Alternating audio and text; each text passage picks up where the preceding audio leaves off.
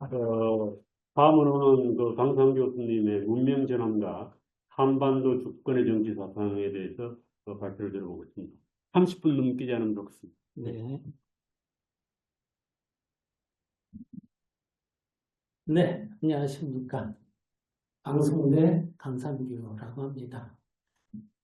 제가, 이번 학술대 주제가 문명의 전승과 전환이라고 해서, 주권 이야기를 좀 드리겠습니다라고 말씀을 드렸습니다. 자, 어떤 이야기가 전개가 될지, 말씀드리면서 내용 보면서 말씀드리도록 하겠습니다.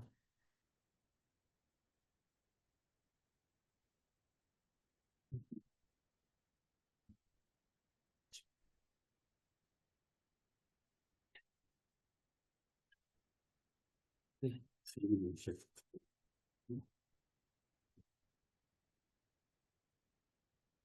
사실 지금 일단 제가 주권에 관한 고민을 조금 오래 했습니다.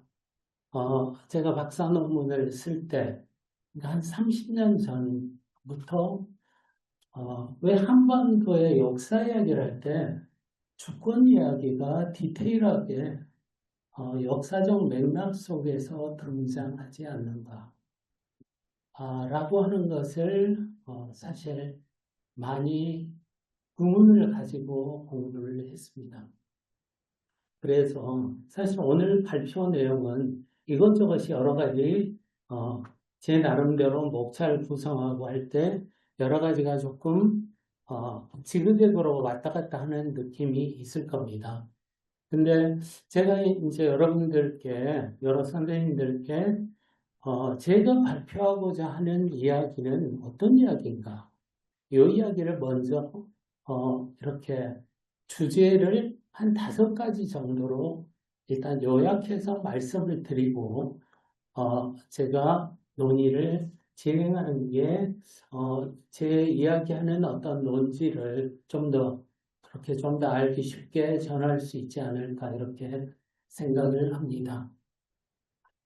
첫 번째 제가 드리는 말씀은 주권이라고 하는 우리에게는 너무나 상식적이고 기본적인 개념이라고 생각되는 문제가 과연 언제 시작되었으며 그것은 어떻게 한자 문명권에 들어오게 되는가라고 하는 것, 이것이 첫 번째 문제라고 할 수가 있습니다. 그리고 두 번째는 이 주권이라고 하는 매우 독특한 개념이 우리에게는 그냥 보편적인 개념으로 이해되는 경우가 많은데 이 매우 독특한 개념이 어떤 속성을 가질 수 있는가를 생각해 봐야 한다. 이 문제는 이른바 우리의 주권의 역사 혹은 우리의 정치의 역사, 정치의 속성 이런 것들을 논의하는데 매우 기본적이다.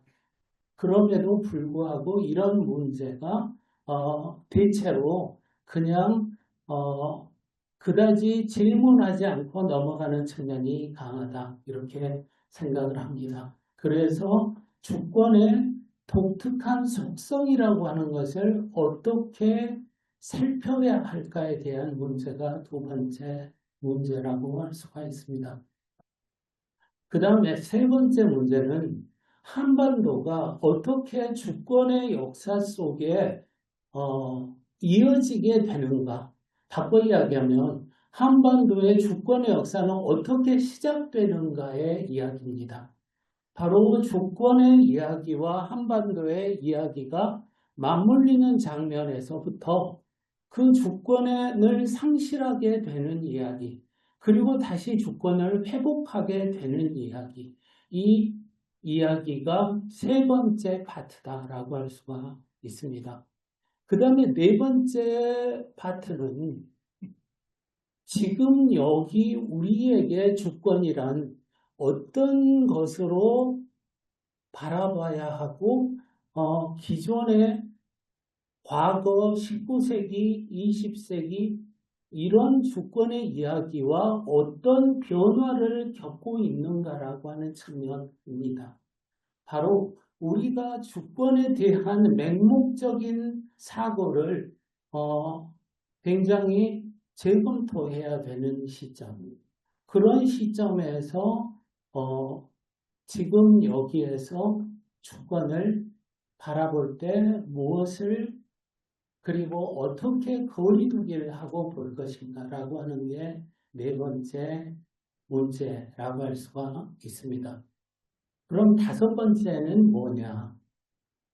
이런 이야기를 문명사의 전환이란 맥락 속에서 논의한다는 겁니다. 문명사의 전환이라고 하는 것이 주권, 동아시아에서의 주권, 혹은 한국에서의 주권 문제와 어떻게 연관되어지는지를 제가 가능하면 그런 상관관계 속에서 말씀드려보자 이렇게 생각을 하고 있습니다. 자, 그런 것을 고려하셔가지고 제 이야기를 들으시면 아마 조금 번잡한 이야기가 나오더라도 이렇게 적절하게 맥락을 파악하실 수 있지 않을까 이렇게 사료가 됩니다. 자, 일단 이제 이런 이야기로부터 말씀을 드려보겠습니다. 조선 왕조의 실록을 데이터베이스화되어 있는 그 실록 속에서 주권이란 용어를 검색을 해보면 주권이란 용어가 청일전쟁 시기에 등장합니다. 500년의 역사 속에 주권이란 이야기가 그 촘촘하게 기록된 왕조실록에서 보이지 않는다는 것이죠. 이거 왜 그러지? 왜 주권이란 용어 자체가 없지? 라고 하는 겁니다. 자, 여기에서부터 이야기는 시작됩니다. 왜 주권국가의 이야기는 우리의 조선시대의 역사 속에서 등장하지 않는가? 네, 이런 문제를 제가 박사과정에서 공부할 때는 제가 바라보는 자료들 속에서 관련된 맥락들을 찾아보려 노력했습니다. 그런데 제가 큰 그림을 갖지 않는 상황에서 이런 것을 1차 자료 속에서 보려고 할 때 사실은 엄청 고생을 했습니다. 그러니까 바꿔 이야기하면 저는 1차 자료 속에서 관련된 퍼즐 조각들을 찾으려 했는데 그 퍼즐 조각이 보이지 않더라라는 겁니다. 자, 그래서 큰 그림을 봐야 되겠다라는 말씀을 드립니다. 큰 그림으로 주권 이야기를 먼저 살펴야 한다는 것이죠. 이제 19세기 이야기로부터 이야기를 시작해야 합니다. 그런데 사실 이 19세기 이야기는 앞서 김충렬 선생님이 발표했던 이야기와 조금 겹치는 대목이 있습니다. 그런데 사실 구체적으로 들어가면 상당히 맥락이 다른 것 같습니다. 닮아 있지만 상당히 다르다라고 생각을 합니다.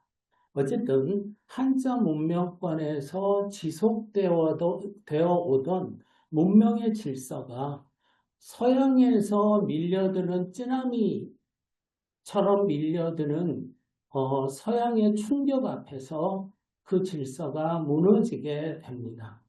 이런 상황 속에서 우리가 그동안의 일상을 살아오는 방식이 전면적으로 바뀌게 됩니다. 지금 제가 여러분들 앞에서 머리에서 발끝까지 사실 저는 서양식 스탠다드에 입각해서 머리 스타일도 그리고 신발까지도 복장까지도 갖추고 여러분들 앞에서 말씀을 드리고 있습니다. 이건 쉽게 감지가 되는 부분이죠. 이게 150년 전 제가 이 모습으로 조선 혹은 일본 사회에 나타나면 저는 아주 이상한 사람으로 보였을 겁니다. 그런데 이런 일상의 전면적인 어떤 전복이라고 할까요? 이런 변화에 그치는 이야기로 이 시대를 봐서는 안 된다는 겁니다. 예를 들어서 주권과 같은 개념, 그리고 동아시아라는 개념, 국제라는 개념, 이런 개념이 다 19세기에 우리들에게 저 서양의 충격과 함께 밀려든 새로운 개념들이었다라는 것을 생각해 봐야 한다는 것이죠. 그래서 주권과 같은 용어, 그 다음에 우리가 쉽게 지금 국제관계, 명나라 때 국제관계 이런 표현을 쓰고 있지만 실제로 국제라는 용어는 한자에 존재하지 않았습니다. 동아시아라고 하는 이야기들도 천하라는 이야기는 나왔지만 동아시아라는 혹은 동아라는 이야기는 그 전에 사용되었던 용어가 아니었다는 것이죠. 자, 그런 것들을 고려해서 이제 주권의 이야기를 생각해 보려고 합니다. 그런데 여기에서 우리의 생각을 가로막는 하나의 프레임이 있습니다. 그게 뭘까요? 저는 그것을 국가의 3요소 프레임이라고 일단 말씀을 드리고 싶어요. 엘리네크가 이야기한 국가의 3요소는 주권, 국민, 영토라고 하는 방식. 이 방식을 우리는 교과서에서 가르칩니다. 이 설명 방식을 암기하게 되면 어떤 문제가 발생하냐면 국가가 존재하면 주권도 국민도 영토도 존재한다라고 생각해 버린다는 것이죠. 그런데 이렇게 생각을 하게 되면 사실은 역사적 개념인 주권, 국민, 영토라고 하는 것을 비역사적 개념 혹은 초역사적 개념으로 착각하게 되는 우를 범하게 된다는 겁니다. 바꿔 이야기하면 국가의 3요소의 그 국가란 국가 일반이 아니라 근대 국가에 해당하는 대목이라는 것을 짚을 필요가 있습니다. 서양에서 탄생한 근대 국가의 3요소가 주권, 국민, 영토라고 한다는 것이죠. 그것을 간과하게 될 때 우리는 우리의 역사를 대단히 몰역사적으로 도식화할 가능성을 갖게 됩니다. 뿐만 아니라 우리가 지금 살아가고 있는 주권 국가의 역동성 내지는 그 독특한 힘을 그것을 뛰어넘는 상상력으로 바라볼 수 있는 힘을 갖지 못하게 됩니다. 국가는 주권 국가 외에는 존재할 수 없는 것처럼 생각하고 만드는 것이죠. 자, 그런 부분을 고려했을 때 국가의 3요소가 같은 이야기는 근대 국가의 3요소라고 하는 것이고 이러한 것들이 맥락을 잘 못 보게 하는 어떤 그런 부분을 일단 우리가 염두에 두고 문제를 봐야 한다라고 말씀을 드리고 싶습니다. 그 다음에 주권국가 이야기를 하게 될 때 반드시 나오는 이야기가 자주와 국가 평등에 관한 이야기입니다. 주권이라고 하는 것은 국가와 국가가 독립적이고 배타적이며 평등한 것이다라고 하는 것을 생각하게 한다는 것이죠. 그런데 이 주권 국가의 논리가 사실상 서양에서 뭔가 주도적인 국가의 형태로 등장하는 시기는 동시에 제국주의의 시대이기도 했습니다. 제국주의는 평등의 이야기보다는 약육강식의 이야기하고 자연스럽게 맞물리는 것이죠. 바꿔 이야기하면 주권의 논리와 제국주의의 논리는 매우 대립되는 것처럼 보이는 것인데도 불구하고 사실상 근대 국제질서는 한편으로는 제국주의, 또 한편으로는 주권국가라고 하는 매우 독특한 형태로 그 이중적인 모습들이 맞물려 있었다는 것을 주목해 볼 필요가 있다고 생각합니다. 일종의 지금 여기 그림에서 보시는 메비우스의 띠처럼 서로 다른 성격을 가진 것이 연결되어 있다라고 하는 것이죠. 자, 그래서 이런 것들을 고려하지 않으면 사실상 이런 측면들을 우리가 본격적으로 직시하지 않으면 동아시아의 근대사는 전부 다 주권에 관한 논의를 마치 비역사적인 것, 그리고 초역사적인 것, 국가가 존재하면 당연히 존재하는 것이라고 생각하는 우를 범하게 한다는 것. 그리고 또 한 가지는 우리의 이런 역사적인 맥락들을 간과한 국가에 대한 혹은 정치에 대한 혹은 내셔널리즘에 대한 이런 논의가 결국은 과거를 잘 못 보게 할 뿐 아니라 오늘 현재 그리고 미래를 구상하고 기획하는데 엄청난 일종의 벽을 만든다는 것을 생각해 봐야 한다라고 말씀드립니다. 자, 그런 것들을 고려해서 사실 제가 주권에 대한 질문을 갖게 되면서 서양에서 나온 주권에 관한 책들을 많이 찾아보게 되었습니다.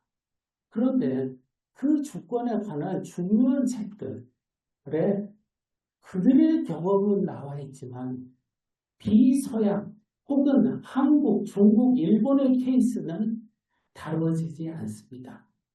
그들의 이야기를 하고 있다는 것이죠. 따라서 결국은 이런 주권에 관한 논의를 서양인들이 서양학자들이 써는 걸 통해서 배우고 이해하면 된다가 아니라 그걸로는 보이지 않는 영역이 있다. 이것은 우리의 이야기는 우리가 파고들어서 논의를 해가야 되는 문제이다 라고 생각을 합니다. 거짓말처럼 동아시아의 혹은 한자문명권의 중국, 일본, 한국의 근대사 책을 보게 되면 주권을 상실했다는 이야기는 나오지만 주권의 질서 속에 우리가 어떻게 들어갔다라고 하는 이야기는 나오지 않습니다. 이런 이야기가 사실 아까 제가 말씀드린 에리메크의 국가의 3요소 운운하는 이야기를 비롯해서 저 서양의 논의들이 어떻게 우리와 구체적으로 만나는지를 우리가 깊이 고민하고 토론할 기회를 갖지 못했다라고 하는 부분을 일단 말씀을 드립니다. 자, 그래서 일단 주권 개념이 어떻게 시작돼서 어떻게 한자 문명권에 들어오게 되는지에 대한 이야기를 잠깐 말씀드리도록 하겠습니다. 주권이란 용어가 처음 사용된 것은 장보댕의 1576년 작품인 국가론, 6권으로 되어 있는 국가론에서 논의가 등장을 합니다. 자, 그래서 이 논의가 사실상 1648년에 베스트팔렌 조약, 30년 전 전쟁을 매듭짓는 결산 작업이죠. 이때 이제 이른바 주권국가, 영토국가 이런 것에 대한 뭔가 체계화가 이루어지게 됩니다. 여기에서 주권 개념이 이제 뭔가 만들어지고 정비되는 과정을 겪게 되었다라는 것이죠. 중세적인 유럽의 중세적인 어떤 보편화된 권위가 일종의 하나의 거대한 세포 분열을 하는 것처럼 쪼개지고 세속의 정치 권력, 국가들이 오늘날 우리가 이해하는 주권 국가의 방식으로 모습을 갖춰 나가는 과정, 이 과정과 이어져 있는 것이죠.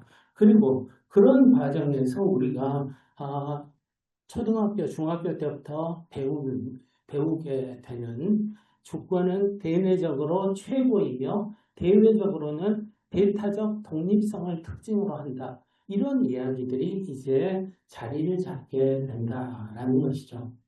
자, 그리고요. 사실은 시간 제약 때문에 제가 꼼꼼하게 말씀드리기 어렵지만 이른바 이제 배타적인 공간이 만들어진다는 것은 나의 영역, 나의 영토가 선으로 명료하게 표기된다는 것과 관련됩니다. 자, 나의 땅은 어디 선을 넘으면 거기는 내 땅, 혹은 내 땅이 아닌 바깥의 세계, 이런 안과 밖의 세계가 명료하게 구분되는 국가가 등장하게 되는 것이죠. 그리고 그 영토 내에서는 어떤 배타적인 질서가 만들어지고 그 영토 내부에서는 신분의 차이를 뛰어넘는 어떤 균질적인 존재로서의 구성원들을 지칭하는 어떤 그런 정신들이 이렇게 구체적으로 발현되죠. 독일 국민에게 고함. 나는 한국인입니다. 와타시와 일본인です. 이런 문제. 일본인입니다. 이런 것이 이른바 신분의 벽을 뛰어넘는 것으로서 영토 내에서는 동일한 하나의 뭔가 정체성을 부여할 수 있는 근거들이 맞물리게 되는 것이죠. 바로 이런 측면은 민주주의가 발전할 수 있는 여러 가지 친화적 성격을 갖는다라고도 할 수 있을 겁니다. 자, 그리고 그렇게 영토 내부에 존재하는 구성원들의 생각을 완전히 접착제로 하나로 만들어버리는 사고, 이것이 내셔널리즘에 해당하는 대목이 되겠죠. 자, 이런 모습들이 자기 그 국가가 위치하는 영역에 따라 일본 같으면 어느 순간 울트라 내셔널리즘의 모습을 갖기도 하고요. 조선 같으면 저항 내셔널리즘으로 모양이 나타나기도 합니다. 자, 이런 것들이 사실상 주권 이야기와 맞물려 진행된다는 것을 간과해서는 안 된다라는 것이죠. 그 다음에 그렇게 영역 내에서, 영토 국가 내에서 이른바 국가의 이익이 무엇인가, 국익이 무엇인가를 모든 것에 우선시해서 사고하는 방식이 상식으로 자리 잡게 되는 세계. 이런 세계가 펼쳐지게 되는 것이죠. 자, 국가의 안전과 독립, 국익, 이런 것들이 가장 그 무엇보다 중요시하는 되는 대상이 되게 된다라는 이야기입니다. 이런 이야기는 오늘날 우리에게는 매우 너무나 익숙한 이야기지만 사실은 근원적인 것들을 생각해 볼 때 여러 가지를 다시 고민하게 됩니다. 그 다음에 이렇게 경계를 치고 나의 영역에 안과 밖이 명료해지게 되면 나의 역사를 기록하고자 하는 의식이 강해집니다.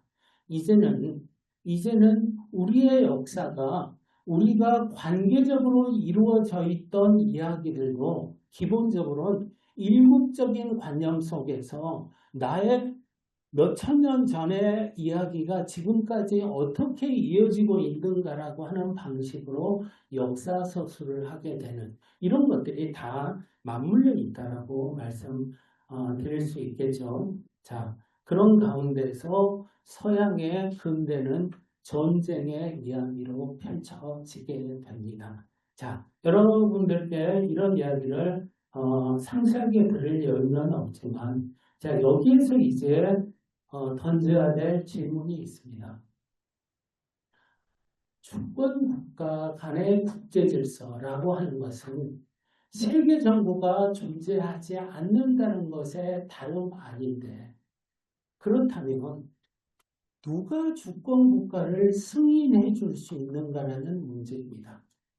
세계 정부가 존재한다면 그래 너를 주권 국가로 인정해 줄게라고 하는 주체가 있을 수 있지만, 세계 정부가 존재하지 않는 상황에서 주권 국가에 들어가려고 하면 어떤 절차를 밟아야 하는가라는 매우 어려운 문제가 발생됩니다. 여기에서 이른바 이제 이런 문제가 발생하는 것이죠. 나는 주권 국가야 라고 하는 이야기를 내가 하면 나는 주권 국가가 되는가라고 하는 문제입니다.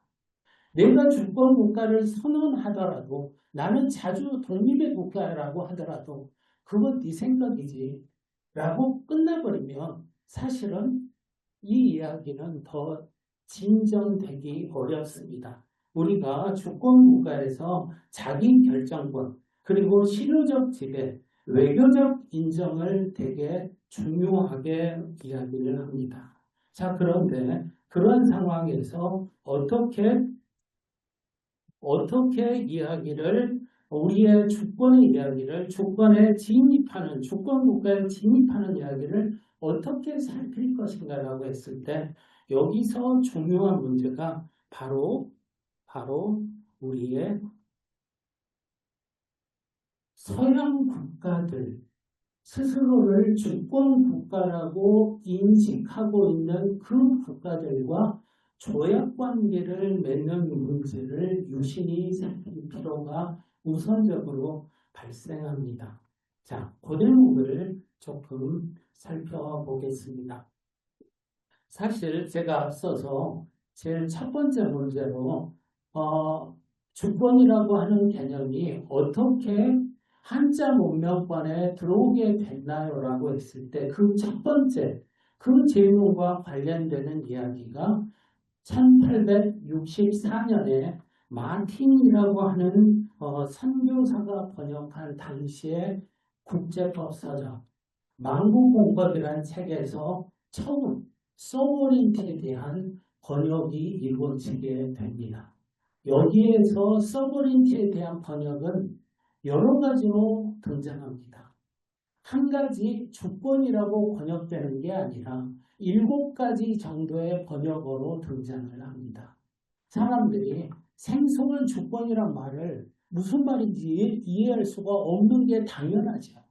그래서 기존의 어떤 개념 속에서 주권이라고 하는 의미를 담아낼 수 있는 번역어들을 찾아가면서 자치집권, 자치집권 여러 가지 번역어가 나오다가 그 중에 주권이라고 하는 용어가 가장 많은 번역어로 사용이 되는 것을 확인할 수가 있습니다. 지금 저 사진에 만국공법의 사진을 지금 보여드리고 있죠. 만국공법이 왜 문제적 도서인가라고 하는 것이 이런 역사적 맥락과 연결되어 있다라고 말씀드릴 수 있겠습니다.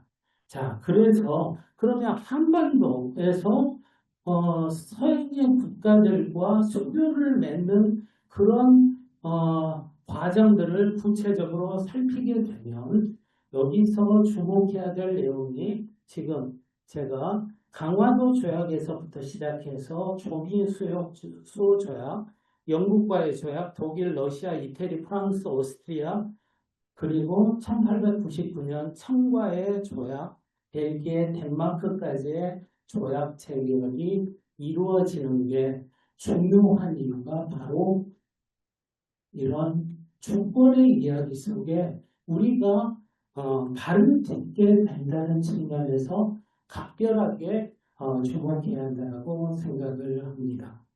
여기에서 제가 조미수 조약 체결 시에 고종이 미국에 보낸 영문으로 된 조회문을 잠깐 보도록 하겠습니다.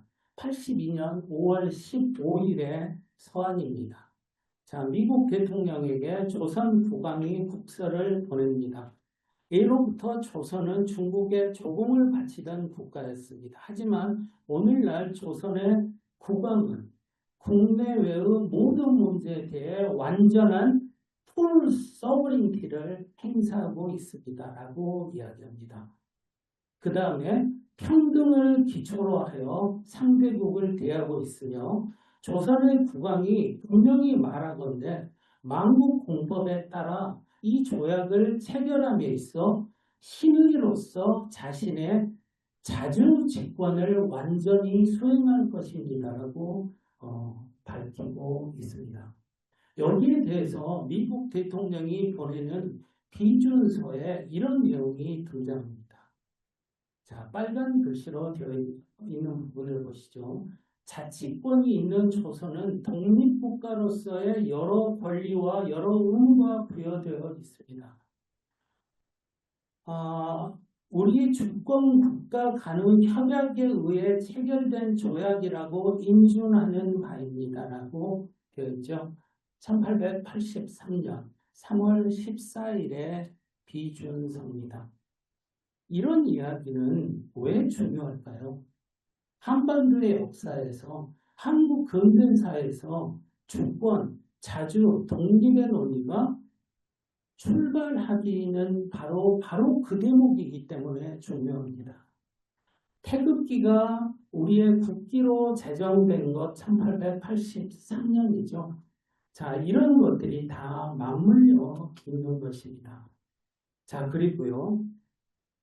대한제국이 들어서고 1899년 8월 대한민국 국제, 대한제국의 헌법에 해당하는 내용의 제1조가 다음과 같이 되어 있습니다. 대한국은 세계 만방이 공인한 바 자주 독립한 제국이다라고 이야기를 합니다.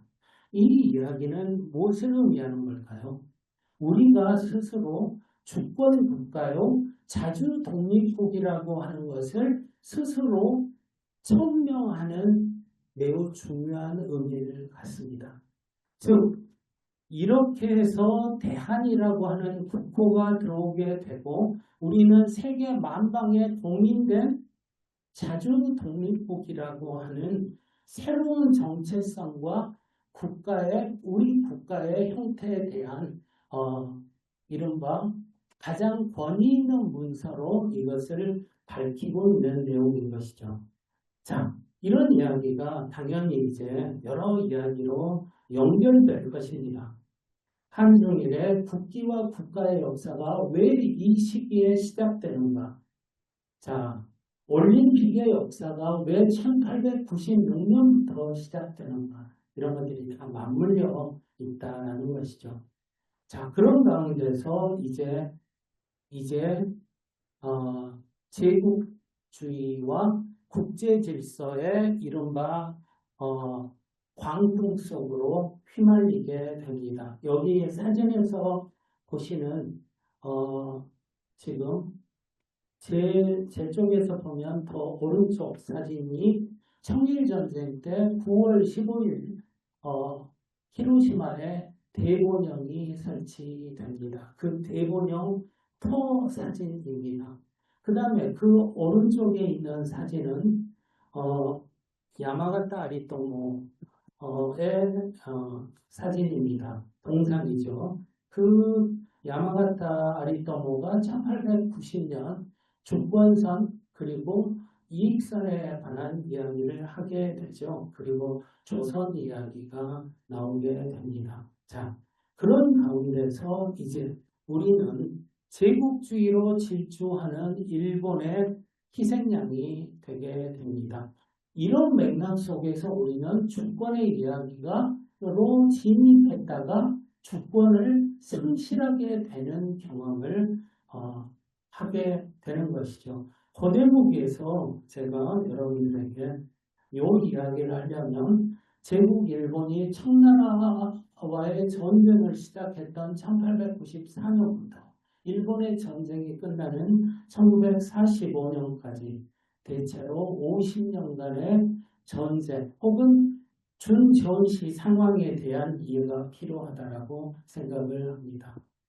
자, 제가 지도로 표시해 본 일본의 청일전쟁으로부터 시작해서 대만을 일본이 접수하게 되고 그리고 한반도를 접수하게 되고 이른바 새로운 무대로서의 동아시아 혹은 동남아시아까지를 일본이 장악하는 이런 이야기가 이렇게 연결되는 것이죠. 자, 이런 이야기는 3.1운동의 이야기 그리고 대한민국 임시정부의 이야기로 연결이 되겠죠. 자, 그런 이야기가 일본의 전쟁이 끝나는 지점, 그 지점이 매우 드라마틱하게 전개가 됩니다. 매우 급격한 변화를 하게 되면서 이 과정에서 한반도는 8월 10일 분할 점령되는 그런 결정을 마주하게 됩니다. 자, 그런 가운데서 다시 한반도가 일본의 패전과 맞물려서 다시 국가를 찾게 되고 주권 국가의 대열에 들어서게 됩니다. 지금 대한민국 임시정부를 계승하면서 194개 국가와 수교를 맺고 있습니다.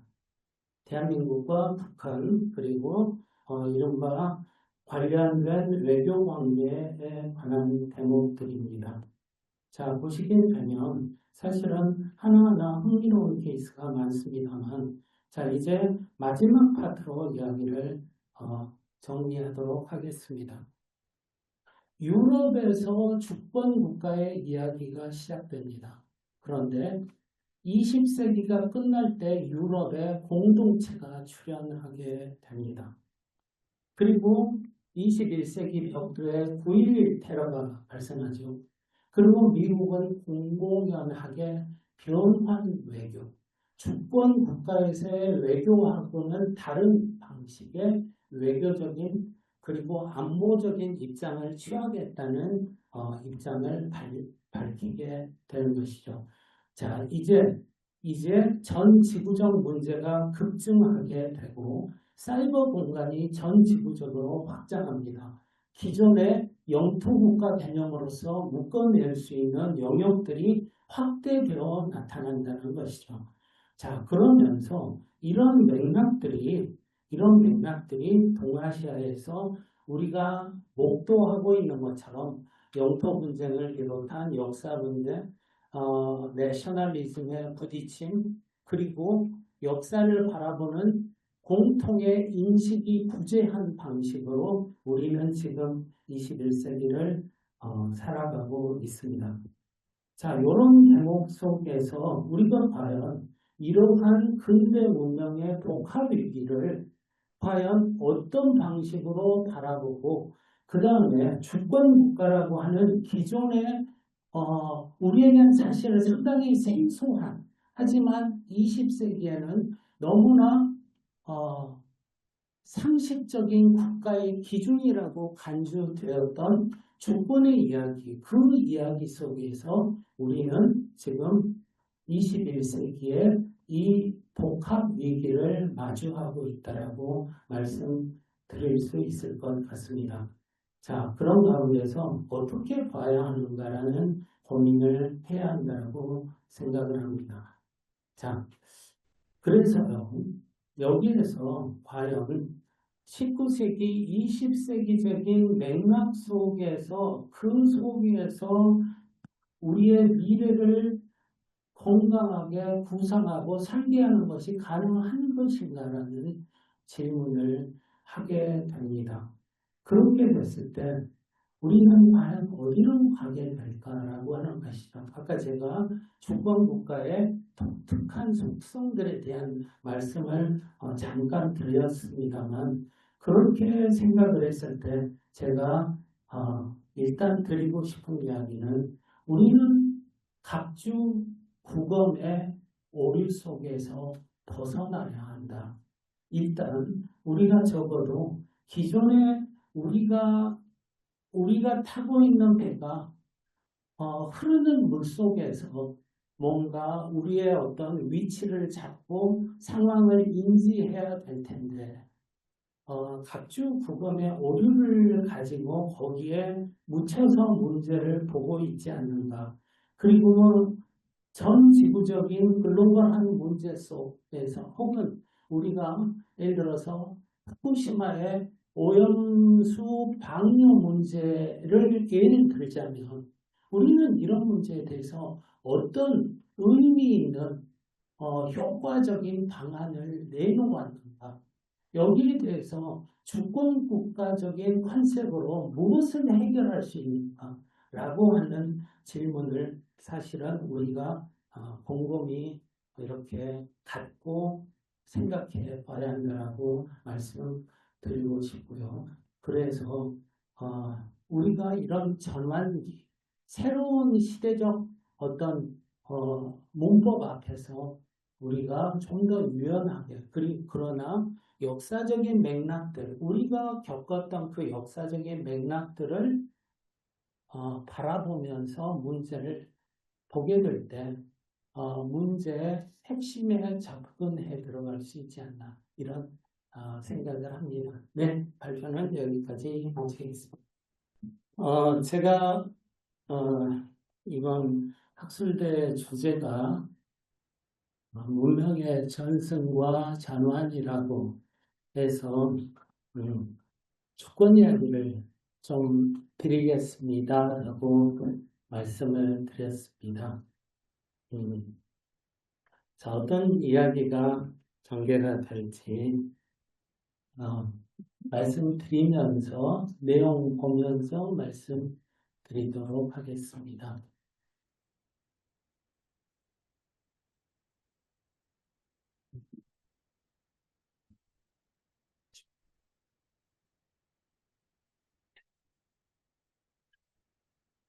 네.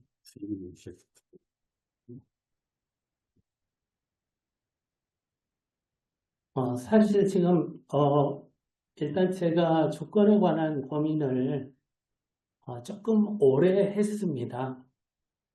제가 박사 논문을 쓸 때 한 30년 전부터 왜 한반도의 역사 이야기를 할 때 주권 이야기가 디테일하게 역사적 맥락 속에서 등장하지 않는가 라고 하는 것을 사실 많이 의문을 가지고 공부를 했습니다. 그래서 사실 오늘 발표 내용은 이것저것이 여러 가지 제 나름대로 목차를 구성하고 할 때 여러 가지가 조금 지그재그로 왔다 갔다 하는 느낌이 있을 겁니다. 근데 제가 이제 여러분들께, 여러 선생님들께 제가 발표하고자 하는 이야기는 어떤 이야기인가? 이 이야기를 먼저 이렇게 주제를 한 5가지 정도로 일단 요약해서 말씀을 드리고 제가 논의를 진행하는 게 제 이야기하는 어떤 논지를 좀 더 그렇게 좀 더 알기 쉽게 전할 수 있지 않을까 이렇게 생각을 합니다. 첫 번째 제가 드리는 말씀은 주권이라고 하는 우리에게는 너무나 상식적이고 기본적인 개념이라고 생각되는 문제가 과연 언제 시작되었으며 그것은 어떻게 한자 문명권에 들어오게 되는가라고 하는 것, 이것이 첫 번째 문제라고 할 수가 있습니다. 그리고 두 번째는 이 주권이라고 하는 매우 독특한 개념이 우리에게는 그냥 보편적인 개념으로 이해되는 경우가 많은데 이 매우 독특한 개념이 어떤 속성을 가질 수 있는가를 생각해 봐야 한다.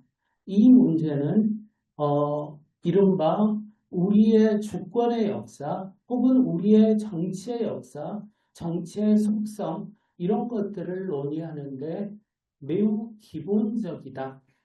그럼에도 불구하고 이런 문제가 대체로 그냥 그다지 질문하지 않고 넘어가는 측면이 강하다. 이렇게 생각을 합니다. 그래서 주권의 독특한 속성이라고 하는 것을 어떻게 살펴야 할까에 대한 문제가 두 번째 문제라고 할 수가 있습니다. 그 다음에 세 번째 문제는 한반도가 어떻게 주권의 역사 속에 이어지게 되는가. 바꿔 이야기하면 한반도의 주권의 역사는 어떻게 시작되는가의 이야기입니다.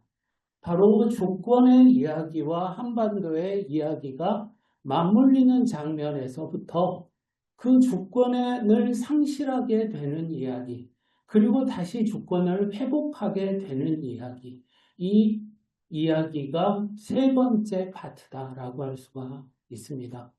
그 다음에 네 번째 파트는 지금 여기 우리에게 주권이란 어떤 것으로 바라봐야 하고 기존의 과거 19세기, 20세기 이런 주권의 이야기와 어떤 변화를 겪고 있는가라고 하는 측면입니다. 바로 우리가 주권에 대한 맹목적인 사고를 굉장히 재검토해야 되는 시점. 그런 시점에서 지금 여기에서 주권을 바라볼 때 무엇을 그리고 어떻게 거리두기를 하고 볼 것인가라고 하는 게 네 번째 문제라고 할 수가 있습니다. 그럼 다섯 번째는 뭐냐? 이런 이야기를 문명사의 전환이란 맥락 속에서 논의한다는 겁니다. 문명사의 전환이라고 하는 것이 주권, 동아시아에서의 주권, 혹은 한국에서의 주권 문제와 어떻게 연관되어지는지를 제가 가능하면 그런 상관관계 속에서 말씀드려보자 이렇게 생각을 하고 있습니다. 자, 그런 것을 고려하셔가지고 제 이야기를 들으시면 아마 조금 번잡한 이야기가 나오더라도 이렇게 적절하게 맥락을 파악하실 수 있지 않을까 이렇게 사료가 됩니다. 자, 일단 이제 이런 이야기로부터 말씀을 드려보겠습니다. 조선 왕조의 실록을 데이터베이스화되어 있는 그 실록 속에서 주권이란 용어를 검색을 해보면 주권이란 용어가 청일전쟁 시기에 등장합니다. 500년의 역사 속에 주권이란 이야기가 그 촘촘하게 기록된 왕조실록에서 보이지 않는다는 것이죠. 이거 왜 그러지? 왜 주권이란 용어 자체가 없지? 라고 하는 겁니다. 자, 여기에서부터 이야기는 시작됩니다. 왜 주권국가의 이야기는 우리의 조선시대의 역사 속에서 등장하지 않는가? 네, 이런 문제를 제가 박사과정에서 공부할 때는 제가 바라보는 자료들 속에서 관련된 맥락들을 찾아보려 노력했습니다.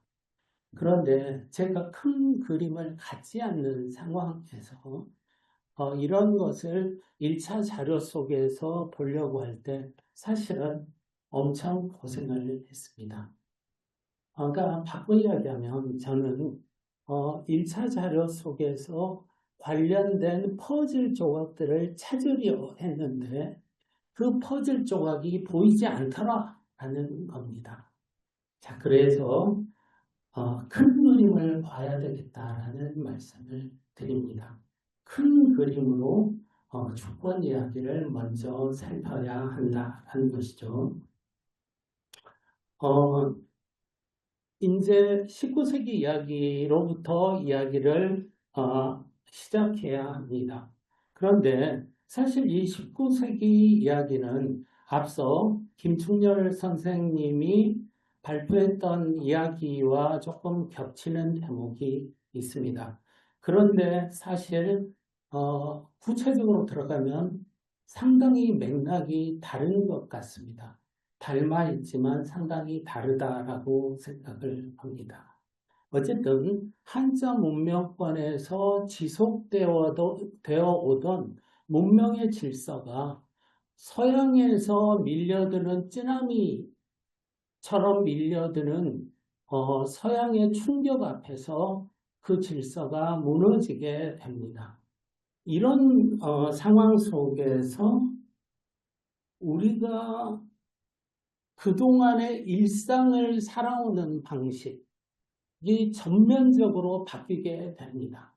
지금 제가 여러분들 앞에서 머리에서 발끝까지 사실 저는 서양식 스탠다드에 입각해서 머리 스타일도 그리고 신발까지도 복장까지도 갖추고 여러분들 앞에서 말씀을 드리고 있습니다.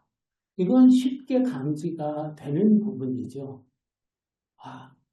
이게 150년 전 제가 이 모습으로 조선 혹은 일본 사회에 나타나면 저는 아주 이상한 사람으로 보였을 겁니다. 그런데 이런 일상의 전면적인 어떤 전복이라고 할까요? 이런 변화에 그치는 이야기로 이 시대를 봐서는 안 된다는 겁니다.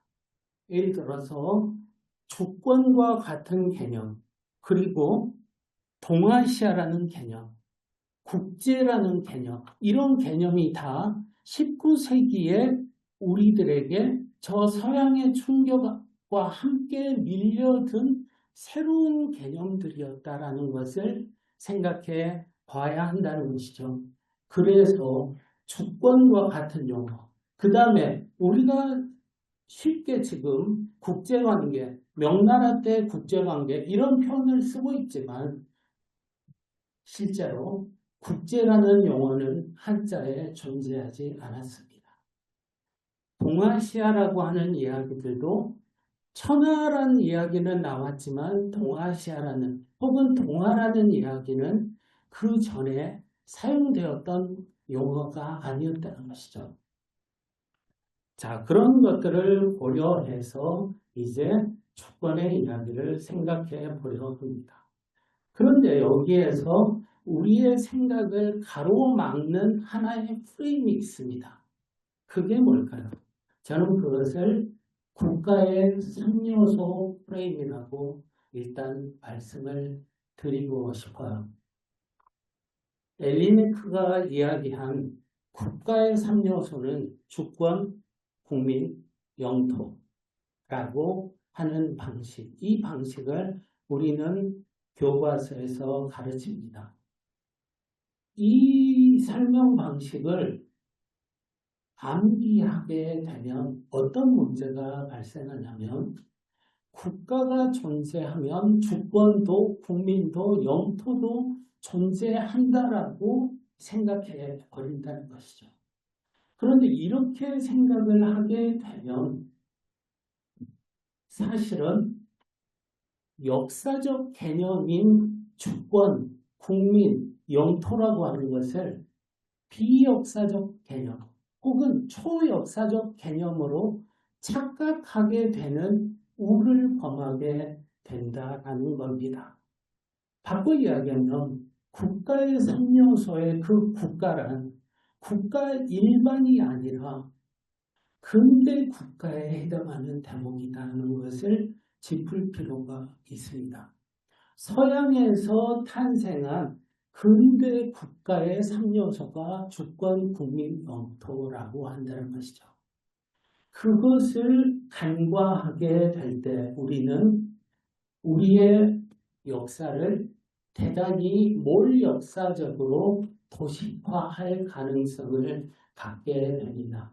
뿐만 아니라 우리가 지금 살아가고 있는 주권 국가의 역동성 내지는 그 독특한 힘을 그것을 뛰어넘는 상상력으로 바라볼 수 있는 힘을 갖지 못하게 됩니다. 국가는 주권 국가 외에는 존재할 수 없는 것처럼 생각하고 만드는 것이죠.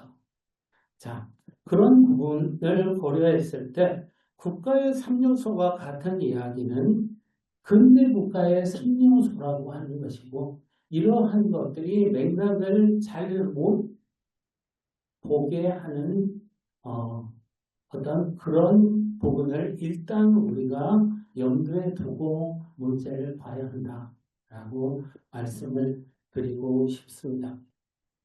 그 다음에 주권국가 이야기를 하게 될 때 반드시 나오는 이야기가 자주와 국가 평등에 관한 이야기입니다. 주권이라고 하는 것은 국가와 국가가 독립적이고 배타적이며 평등한 것이다라고 하는 것을 생각하게 한다는 것이죠.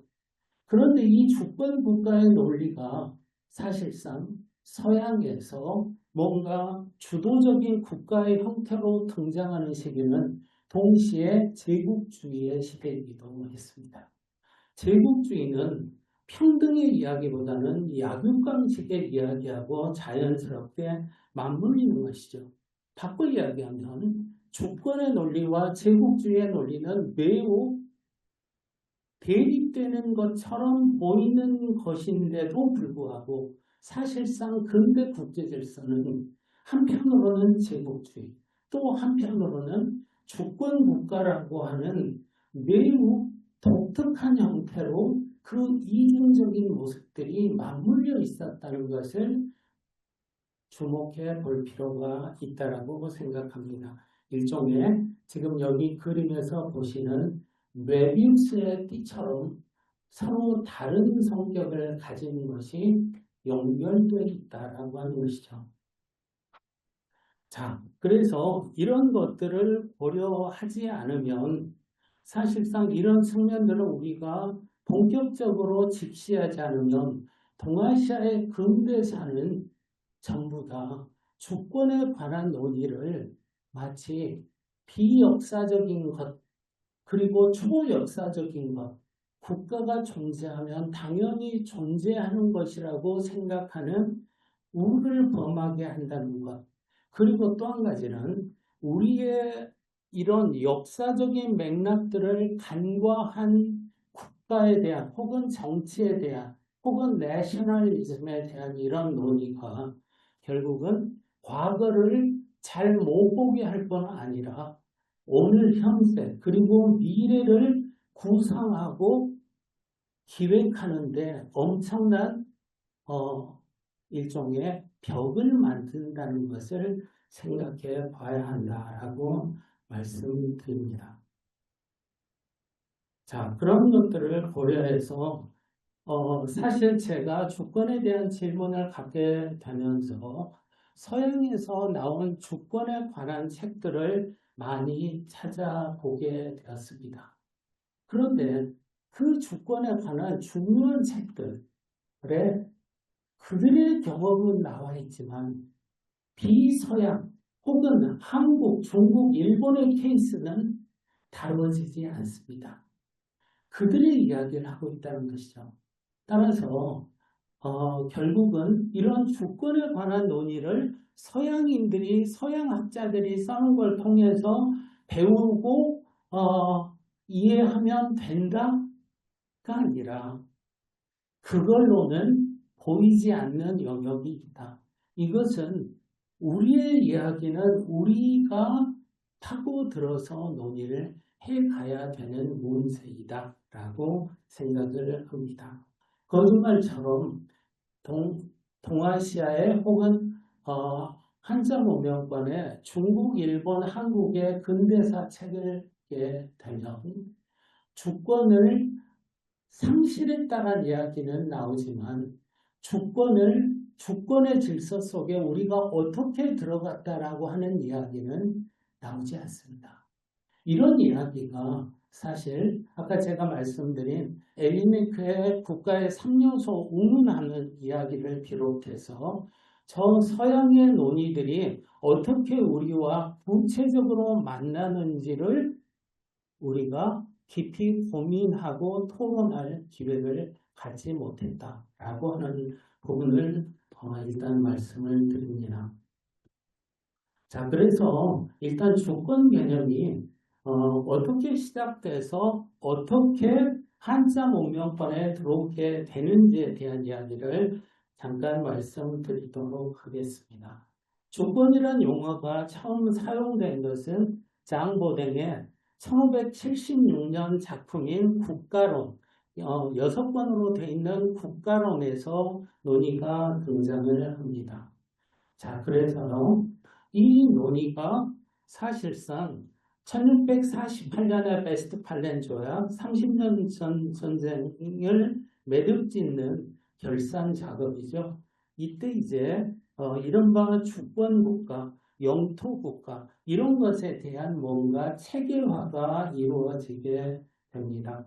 여기에서 주권 개념이 이제 뭔가 만들어지고 정비되는 과정을 겪게 되었다라는 것이죠. 중세적인 유럽의 중세적인 어떤 보편화된 권위가 일종의 하나의 거대한 세포 분열을 하는 것처럼 쪼개지고 세속의 정치 권력, 국가들이 오늘날 우리가 이해하는 주권 국가의 방식으로 모습을 갖춰 나가는 과정, 이 과정과 이어져 있는 것이죠. 그리고 그런 과정에서 우리가 초등학교, 중학교 때부터 배우게 되는 주권은 대내적으로 최고이며 대외적으로는 대타적 독립성을 특징으로 한다. 이런 이야기들이 이제 자리를 잡게 된다라는 것이죠. 자, 그리고요. 사실은 시간 제약 때문에 제가 꼼꼼하게 말씀드리기 어렵지만 이른바 이제 배타적인 공간이 만들어진다는 것은 나의 영역, 나의 영토가 선으로 명료하게 표기된다는 것과 관련됩니다. 자, 나의 땅은 어디 선을 넘으면 거기는 내 땅, 혹은 내 땅이 아닌 바깥의 세계, 이런 안과 밖의 세계가 명료하게 구분되는 국가가 등장하게 되는 것이죠.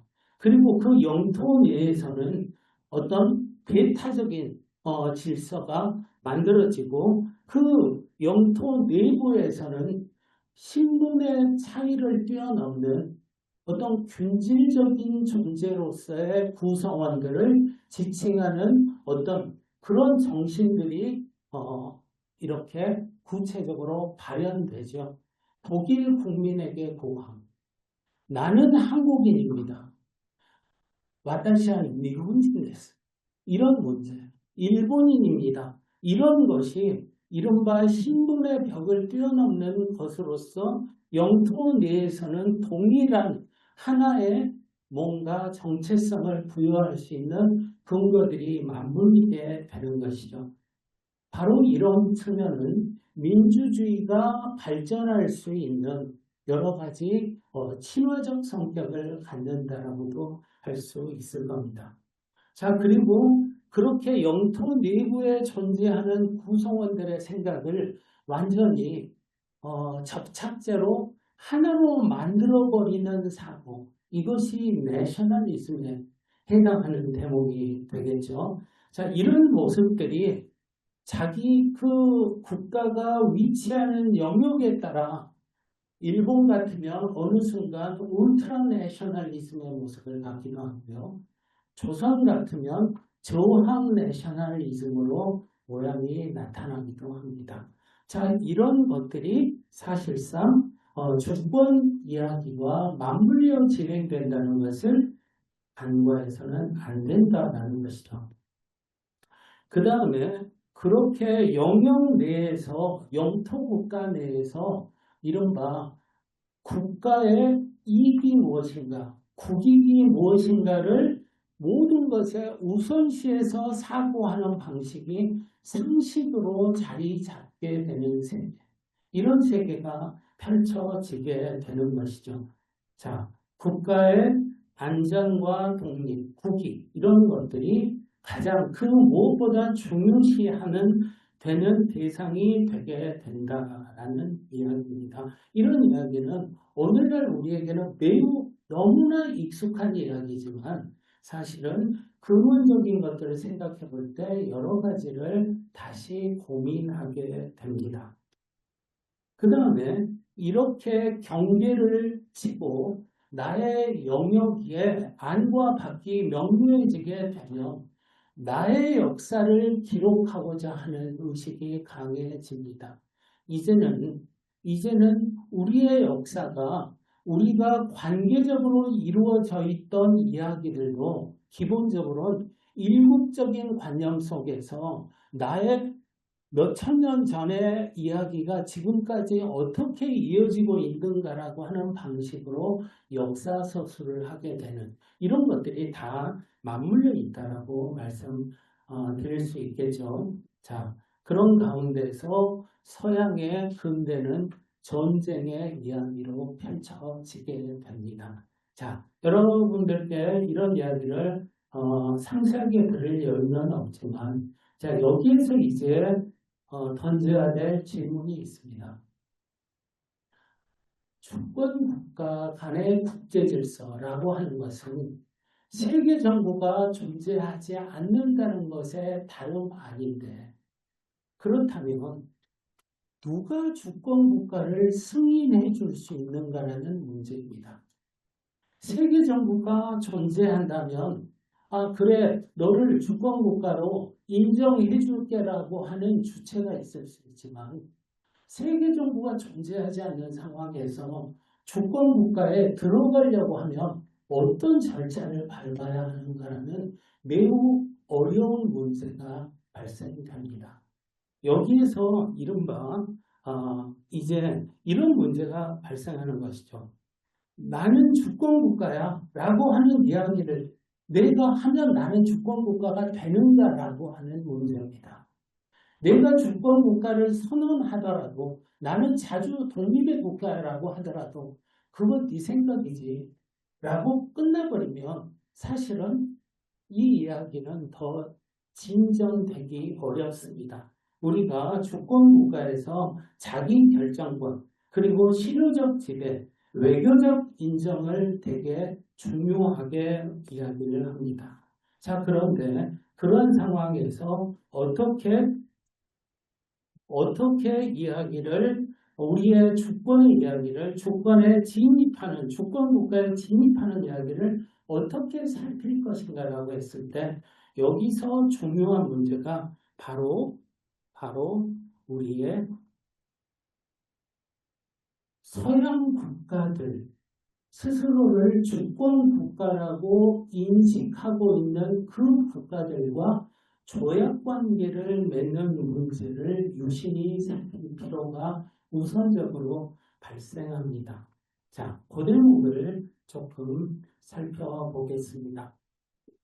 사실 제가 앞서서 제일 첫 번째 문제로 주권이라고 하는 개념이 어떻게 한자 문명권에 들어오게 됐나요? 라고 했을 때 그 첫 번째 그 질문과 관련되는 이야기가 1864년에 마틴이라고 하는 선교사가 번역한 당시의 국제법서적 망국공법이라는 책에서 처음 서버린티에 대한 번역이 이루어지게 됩니다. 여기에서 서버린티에 대한 번역은 여러 가지로 등장합니다. 한 가지 주권이라고 번역되는 게 아니라 7가지 정도의 번역어로 등장을 합니다. 사람들이 생소한 주권이란 말을 무슨 말인지 이해할 수가 없는 게 당연하죠.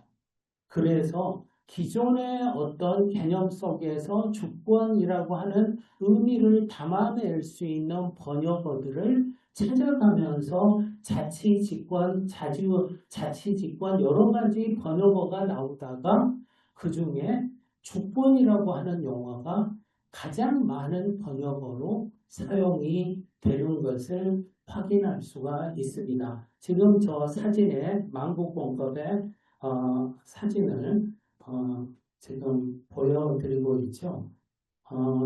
만국공법이 왜 문제적 도서인가라고 하는 것이 이런 역사적 맥락과 연결되어 있다라고 말씀드릴 수 있겠습니다. 자, 그래서 그러면 한반도에서 서양의 국가들과 수교를 맺는 그런 과정들을 구체적으로 살피게 되면 여기서 주목해야 될 내용이 지금 제가 강화도 조약에서부터 시작해서 조기 수호 조약, 영국과의 조약, 독일, 러시아, 이태리, 프랑스, 오스트리아, 그리고 1899년 청과의 조약, 벨기에, 덴마크까지의 조약 체결이 이루어지는 게 중요한 이유가 바로 이런 주권의 이야기 속에 우리가 발을 딛게 된다는 측면에서 각별하게 주목해야 한다고 생각을 합니다.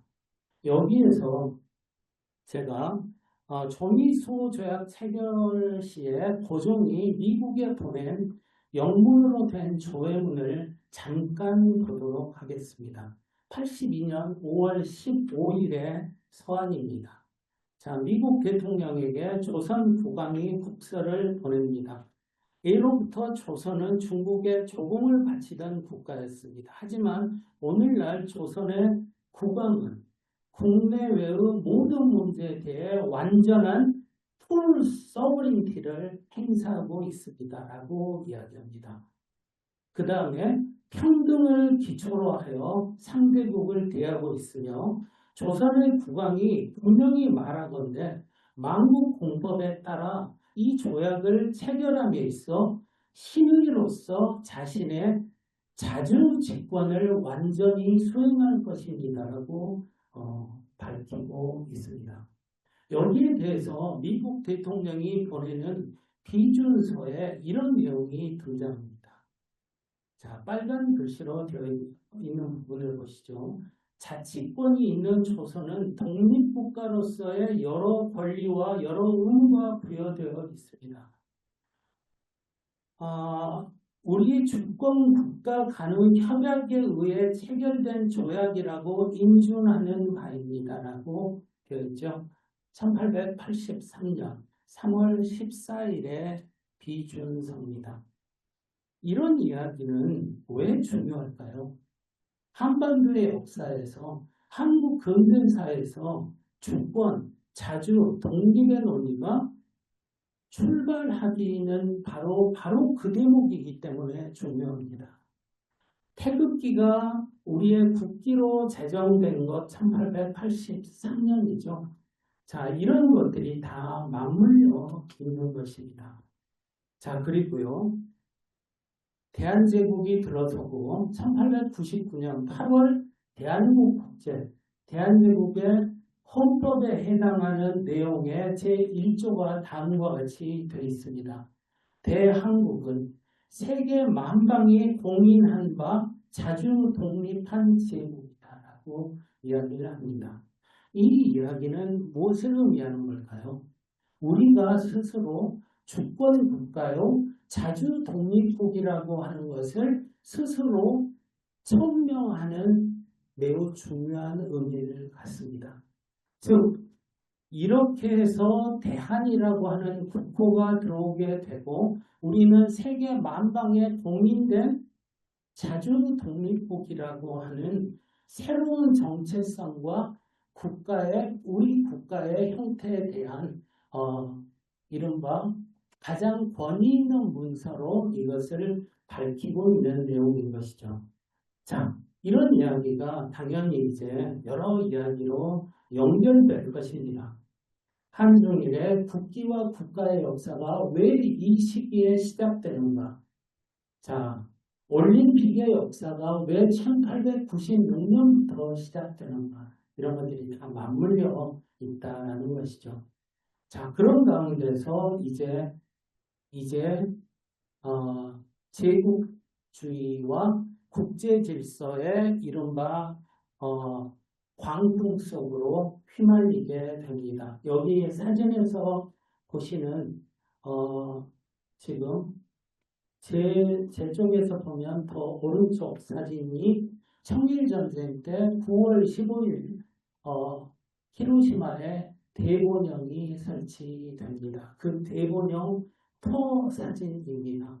그 다음에 그 오른쪽에 있는 사진은 야마가타 아리토모의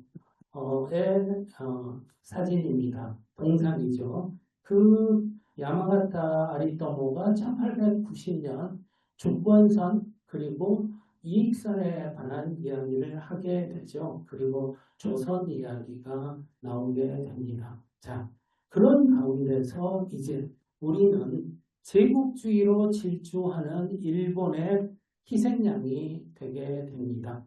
이런 맥락 속에서 우리는 주권의 이야기가로 진입했다가 주권을 상실하게 되는 경험을 하게 되는 것이죠. 그 대목에서 제가 여러분들에게 이 이야기를 하려면 제국 일본이 청나라와의 전쟁을 시작했던 1894년부터 일본의 전쟁이 끝나는 1945년까지 대체로 50년간의 전쟁 혹은 준전시 상황에 대한 이해가 필요하다라고 생각을 합니다. 자, 제가 지도로 표시해 본 일본의 청일전쟁으로부터 시작해서 대만을 일본이 접수하게 되고 그리고 한반도를 접수하게 되고 이른바 새로운 무대로서의 동아시아 혹은 동남아시아까지를 일본이 장악하는 이런 이야기가 이렇게 연결되는 것이죠. 자, 이런 이야기는 3.1운동의 이야기 그리고 대한민국 임시정부의 이야기로 연결이 되겠죠. 자, 그런 이야기가 일본의 전쟁이 끝나는 지점, 그 지점이 매우 드라마틱하게 전개가 됩니다. 매우 급격한 변화를 하게 되면서 이 과정에서 한반도는 8월 10일 분할 점령되는 그런 결정을 마주하게 됩니다. 자, 그런 가운데서 다시 한반도가 일본의 패전과 맞물려서 다시 국가를 찾게 되고 주권 국가의 대열에 들어서게 됩니다. 지금 대한민국 임시정부를 계승하면서 194개 국가와 수교를 맺고 있습니다. 대한민국과 북한 그리고 이른바 관련된 외교 관계에 관한 대목들입니다. 자, 보시게 되면 사실은 하나하나 흥미로운 케이스가 많습니다만 자, 이제 마지막 파트로 이야기를 정리하도록 하겠습니다. 유럽에서 주권 국가의 이야기가 시작됩니다. 그런데 20세기가 끝날 때 유럽에 공동체가 출현하게 됩니다. 그리고 21세기 벽두에 9.11 테러가 발생하죠. 그리고 미국은 공공연하게 변환 외교, 주권 국가에서의 외교하고는 다른 방식의 외교적인 그리고 안보적인 입장을 취하겠다는 입장을 밝히게 되는 것이죠. 자, 이제 전 지구적 문제가 급증하게 되고 사이버 공간이 전 지구적으로 확장합니다. 기존의 영토국가 개념으로서 묶어낼 수 있는 영역들이 확대되어 나타난다는 것이죠. 자, 그러면서 이런 맥락들이 동아시아에서 우리가 목도하고 있는 것처럼 영토 분쟁을 비롯한 역사 분쟁, 내셔널리즘의 부딪힘, 그리고 역사를 바라보는 공통의 인식이 부재한 방식으로 우리는 지금 21세기를 살아가고 있습니다. 자, 이런 대목 속에서 우리가 과연 이러한 근대 문명의 복합 위기를 과연 어떤 방식으로 바라보고 그 다음에 주권 국가라고 하는 기존의 우리에게는 사실은 상당히 생소한 하지만 20세기에는 너무나 상식적인 국가의 기준이라고 간주되었던 주권의 이야기, 그 이야기 속에서 우리는 지금 21세기에 이 복합 위기를 마주하고 있다라고 말씀드릴 수 있을 것 같습니다. 자, 그런 가운데서 어떻게 봐야 하는가라는 고민을 해야 한다고 생각을 합니다. 자, 그래서요, 여기에서 과연 19세기, 20세기적인 맥락 속에서 그 속에서 우리의 미래를 건강하게 구상하고 설계하는 것이 가능한 것인가라는 질문을 하게 됩니다.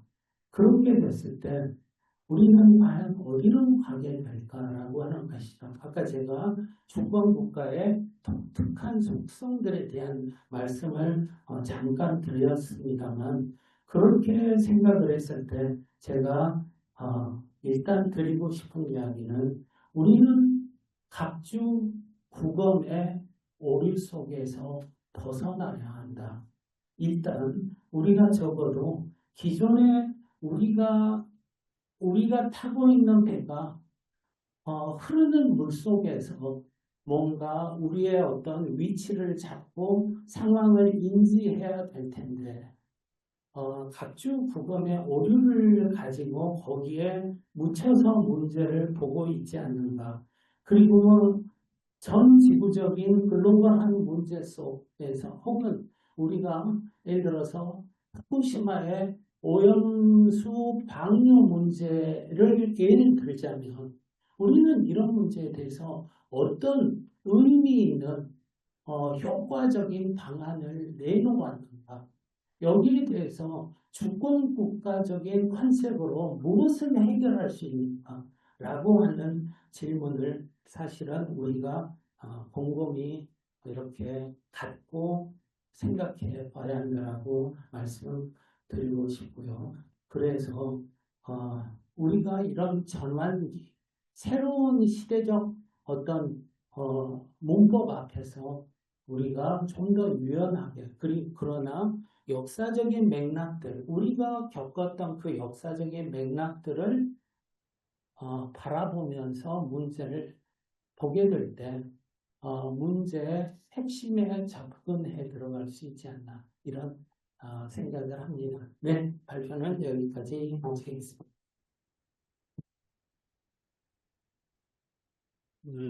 시간을 충분히 못 들어서 죄송합니다. 바로 그냥 윤미 선생님 토론 들어보겠습니다.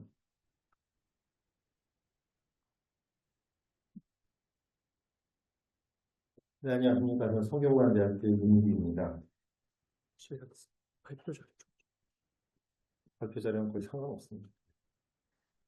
저는 강상규 교수님의 글을 거의 빠짐없이 읽었고 최근에 제가 쓴 글에서 인용을 한 적이 있기 때문에 사실 저한테 굉장히 비판적인 코멘트를 받으면 어려워질 것 같습니다. 저는 현재 성균관대학교 사회과학대학교의 학장으로 근무하고 있고요. 그리고는 정치학 전공자입니다.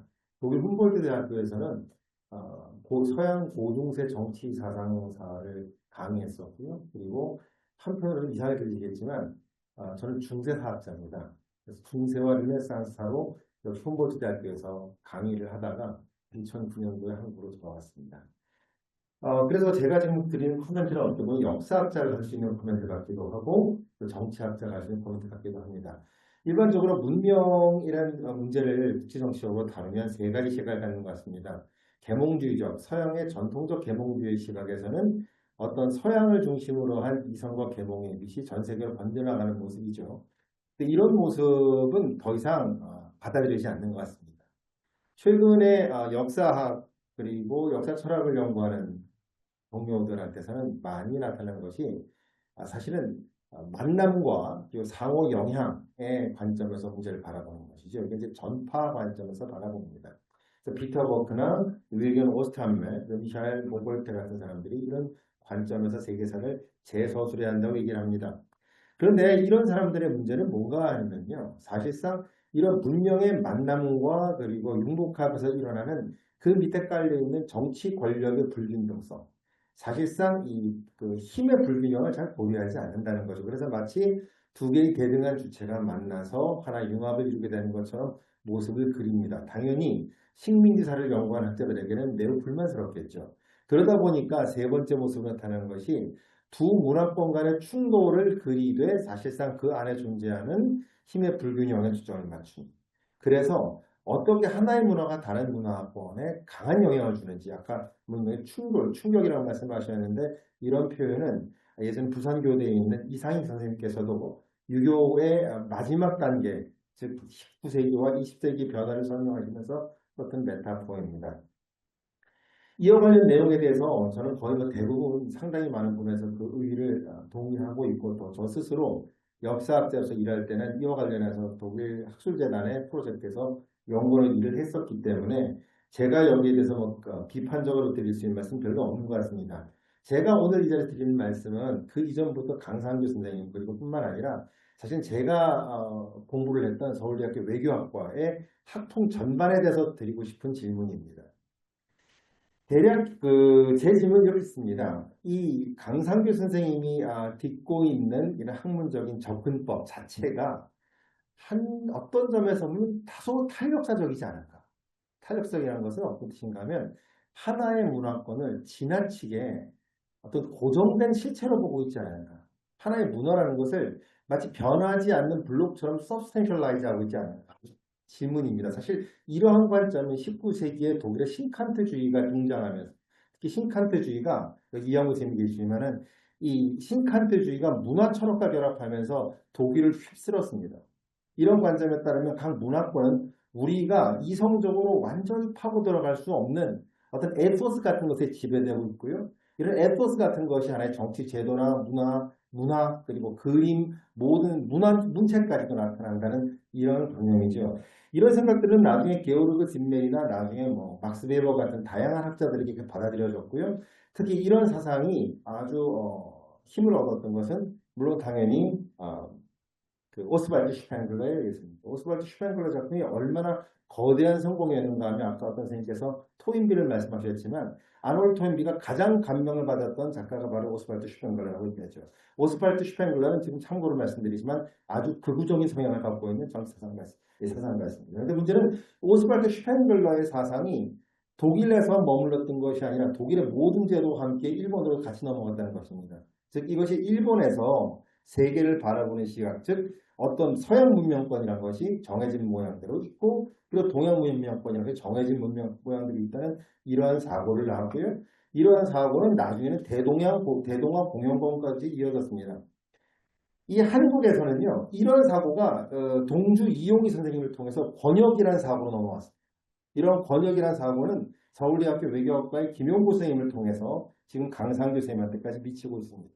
그런데 제가 드리고 싶은 질문은 과연 문화권이라는 것이 정치관념이라는 것이 이렇게 단단한 블록 같은 거였는가 하는 질문입니다. 먼저 주권에서 말씀드리겠습니다. 한 가지 말씀을 드리면 주권 개념이 물론 하나의 법리적 개념으로 탄생한 것은 말씀하신 대로 저항보댕입니다. 하지만 그 이전에 우리가 중세 주권 개념을 읽어보면 하나의 독립 자주권 그리고 불수불이권이라는 기본적인 사상은 이미 있었다는 걸 알 수 있습니다. 교황이 냈던 페아 베네라빌렘 이거는 이노켄티우스 3세가 프랑스 국왕에게 내린 교서인데요. 거기 보면 라틴어로 렉세스 임페라투어 인수 레그노 즉 왕은 자신의 지배구역에서는 엠퍼러와 똑같다라는 그 규정이 나오고요. 실제로 영국이나 프랑스의 왕은 독일 황제의 명령이나 개입의 시도에 대해서는 콧방귀도 끼질 않았습니다. 왜냐하면 스스로가 배타적인 권리를 지니고 있다고 봤기 때문이죠. 그런데 중요한 것은 이러한 개념이 16세기 이후 강상규 선생님이 사실 여기서 좀 짧게 설명을 하셨는데 실제로 강상규 선생님 책을 보면 동양 전공자가 맞는가 싶을 정도로 굉장히 정교하게 설명하고 계십니다. 그런데 그 내용을 보게 되면 사실상 우리는 한 가지는 이러한 그 독립자주권이라는 것을 하나의 국제정치적 국내적 규범으로 확립하려는 시도가 있었고 이게 힘을 얻었다는 거죠. 그러나 이것이 모든 것은 아니었습니다. 19세기 서양사를 보게 되면 그 다음에는 아나키스트, 막시스트 또 시작해서 굉장히 다양한 사조들이 있었죠. 국가의 이익을 가장 앞에 돌리는 시도에 대해서 가장 강력한 반박을 가한 것은 막스주의자들이었고요. 그리고 프랑스 같은 경우는 프루돈 같은 아나키스트들이었고요. 굉장히 다양성이 있다는 거죠. 서양 안에서도. 뿐만 아니라 서양이 동양을 서세동정 지배에 들어가면서 또는 아프리카를 지배하게 되면서 실제로 자기들이 서양의 국가들을 규율하면서 가지고 있었던 이 주권이라는 개념. 이게 원래 중세는요. 플레니투도 포테스타티스라는 개념으로 등장하는데 이 개념 자체도 새롭게 벼려지게 됩니다. 즉 서양의 개념 자체도 그냥 있던 것이 동양에 침투된 것이 아니라 사실상 이 과정에서 새로 벼려진다는 거죠. 모양을 바꾸게 됩니다. 동양 역시 마찬가지입니다. 동양 역시 우리가 여기서 말씀하신 대로 말론 우리가 서양의 주권 개념이 등장하기 전에는 천하 개념이라는 게 있었죠. 그런데 예전에 제가 강상규 선생님과 같이 제가 김윤식의 전기나 김명호 선생님, 김윤식의 어떤 글이나 이런 걸 읽어보면 이 천하 개념을 이해하는 방식이 굉장히 각각이더라고요. 어떤 사람은 편하니까 천하 개념을 갖고 오는 경우도 있고 어떤 경우는 우리가 힘이 약하니까 방편으로 천하 개념이 없는 경우도 있고 어떤 사람은 노골적으로 그야말로 골수의 천하 개념을 생각하는 사람이죠. 사실 우리가 철학적 관점에서 정치적 담론이나 커뮤니케이션이 어떻게 이루어지는 걸 보면 하나의 개념을 이해하는 방식이 한 사회에서 굉장히 다양하다는 걸 알 수 있습니다. 그런 점에서 보게 되면 강상규 선생님이 지금 하고 오시고 있는 이 그림을 좀 더 완성하려면 이 두 개의 문화 번역, 단단한 블록같이 여겨지는 두 개의 문화 번역이 충돌하는 모습만 가지고는 불충분하고 그 안에서 국내 정치적으로 문화적으로 일어나고는 다양한 세력들 간의 커뮤니케이션 자체로까지 더 얘기가 내려가야 되는 것이 아닌가. 한국의 근대라는 것 역시도 서양의 주권 개념의 이식 그리고 그것이 갖고 온 충격뿐만 아니라 그것을 받아들이는 다양한 세력들. 아까 이승열 선생님도 그런 점을 강조하셨다고 생각합니다만 같이 그 다이나미즘을 봐야 이 모습이란 것이 정확히 나타나고 강상규 선생님이 말씀하시는 주권 개념 이후의 세계를 관념할 수 있는 우리의 가능성이 열린 것이 아닌가라는 생각을 갖게 됩니다. 칼 슈미트는 그 정치적인 개념의 맨 마지막 부록에서 이야기하기를 어떻게 해야 우리가 근대를 새롭게 관념할 수 있는가를 이야기를 했었는데 그때 주권 개념을 내세웁니다. 그리고 주권 개념이 파티잔 전쟁을 통해 무너지는 모습을 바라보면서 근대가 무너지는 걸 한탄하죠. 이것은 뭐냐면 다시 말하면 제 생각에는 오늘날 근대가 정말 무너지고 있는가를 우리가 다시 비판적으로 검토해야 될 지점이 아닌가 그렇게 생각합니다. 감사합니다. 한 분만 질문을 받고 대답을 같이 들어보겠습니다. 예. 나와야 나가서 할 만큼 그렇게 짧게 일단 발표되니까. 그렇네요. 그 두 분 발표 토론 잘 들었습니다. 근데 이제 주권 개념, 그러니까 우리 전체가 문명의 전승과 전환인데, 그러니까 앞에 두 선생님은 전승보다는 단절이 둘 다 있으신 것 같아요. 그러니까 주권 개념도 그렇고, 초안정적 왕권도 그렇고, 이제 원래 기대했던 거는 반대했거든요.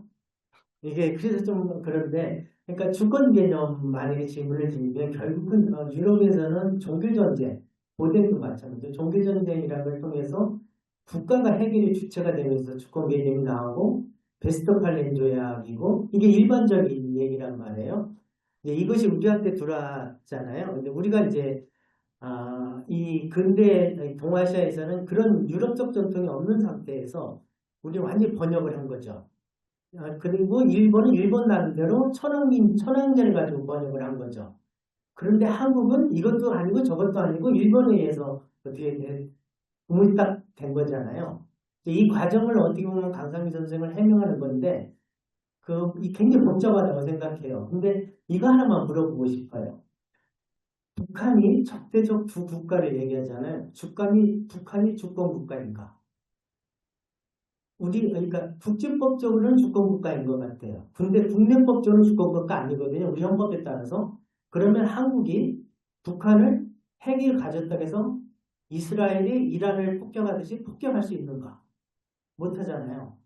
선생님이 왜 제가 이 질문을 하냐면요. 각주국업 얘기를 하셨거든요. 변하면 바뀌어야 된다. 이 문제에 대해서 답을 그럼 선생님 어떻게 하시겠습니까? 이 주권 개념 가지고 이 우리가 갖고 있는 이 딜레마. 그러니까 국제법적으로는 북한 주권 국가예요. 근데 우리는 주권권을 인정할 수 없어요. 그럼 선생님은 이 주권 개념을 포기할 건가? 아니면 이걸 재해석할 건가? 그러니까 문명의 전환에 전환이 일어나고 있거든요. 여기에 대한 답을 내셔야 뭔가가 좀 보이지. 안 그러면 이게 너무 혼란스러운 것 같아서 질문드립니다. 예, 나오셔서 간단하게 네.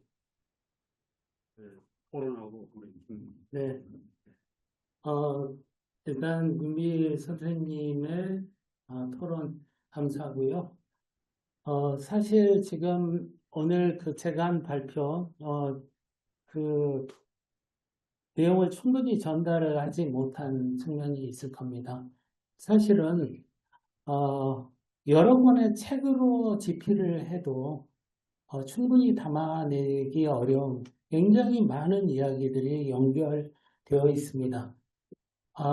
그럼에도 불구하고 이런 어떤 거시적인 이야기를 드리는 것은 주권에 관한 이야기가 굉장히 쪼개서 보면 이야기가 뭔가 풍성한 것 같지만 이것의 시작과 끝을 어느 정도 뭔가 우리 맥락 속에서 이야기하려는 논의가 이루어지지 않고 있다. 따라서 여기에 대한 이야기를 이제 본격적으로 해야 될 시점이 아닌가 이런 생각을 합니다. 그래서 사실은 굉장히 중요한 지적을 해주셨는데 주권에 관한 논의가 우리들 안에서 사실 어떻게 논의되었는가는 그 자체가 굉장히 또 깊은 이야기를 담고 있습니다. 그런데 그런 부분들을 다 거두절미하고 다 끊어버리고 결국 큰 맥락 속에 아까 제가 5가지 정도의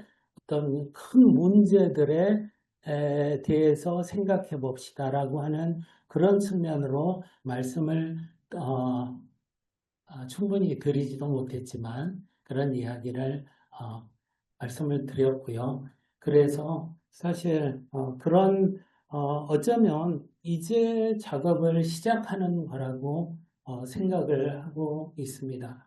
너무나 기본적인 문제인데 이런 기본적인 문제에 대한 어떤 공감대와 별로 협의, 합의 이런 것들이 이루어지지 않은 채 각자의 분야에서의 논의가 진행되어 왔고 그렇게 되면서 이 이야기들을 새로 뭔가 짜맞추고 하기에는 너무 다른 방향으로 논의들이 각자 가고 있다라고 생각을 하기 때문에 이제는 뭔가 이야기를 조금 어떤 근본적인 것으로부터 이야기를 해야 되지 않을까 이런 생각을 하고 있는 것이고요.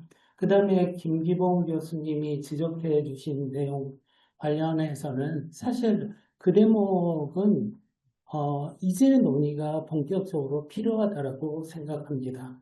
대한민국이 지금 194개 국가와 수교를 하고 있다고 그랬죠. 그 다음에 북한이 지금 150개국 정도와 수교를 하고 있습니다.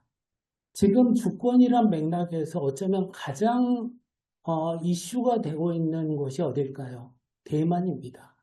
대만은 지금 아마 13개 국가한테 수교를 하고 있는 입장인 것이죠. 대만은 주권국가인가라고 하는 이야기는 바로 양안 문제라고 하는 것이 어떻게 진행될 것인가와 관련된 가장 핫한 이슈가 될 수밖에 없는 상황이죠.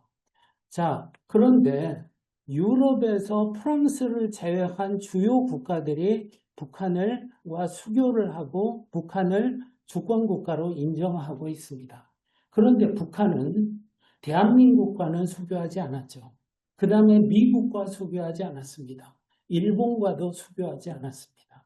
그래서 북한은 또 한편에 고립된 측면들이 존재하지만 북한은 한국에서 그들을 주권국가로 인정하는가 그렇지 않는가의 문제하고는 상관없이 거기에 사실상의 국가가 존재한다는 것.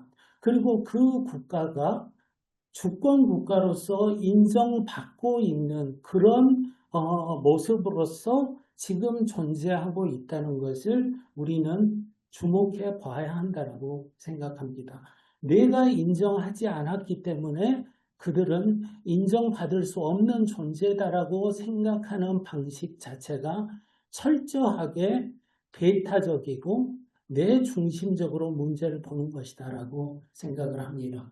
따라서 제가 지금 이런 이야기를 굳이 꺼내는 것은 이런 이야기가 사실은 이제 역사적인 맥락 속에서 검토되면서 뭔가 주권에 관한 논의를 재구성해 나가고 바꿔야 한다. 지금 유럽을 가서 실제로 주권 국가를 만든 그 유럽 국가들을 돌아다녀 보면 국경을 넘어갈 때 아무것도 조사하지 않습니다. 무산 통과죠. 그러니까 주권 국가를 만든 쪽에서 그것을 넘어서는 어떤 그 뭔가를 구상하고 있을 때 우리는 주권 국가적인 문법 체계 속에 갇혀서 결국은 전체적인 그림을 꼭 거기에 맞춰서만 보려고 하는 우를 범하고 있기 때문에 지금 제가 여기에서 이런 문제를 거리두기를 하고 보게 되면 주권 국가에서 우리가 탈피하자는 이야기가 아니라 주권 국가의 이런 역사성을 보면서 미래의 새로운 국가와 지역 질서에 대한 구상들을 해 나가야 한다라고 하는 말씀을 드리는 거다. 이렇게 일단 거기까지만 말씀드리겠습니다. 네, 맞습니다. 예, 감사합니다. 할 얘기가 참 무한히 많은 것 같습니다. 근데 할 수 없이 제가 사회권을 발휘해서 일단 이걸로 두 분의 발표를 마치고 40분에 다시 모이죠. 5분 쉬었다가 40분을 모여서 김유동 선생님 발표로 넘어갔습니다. 감사합니다.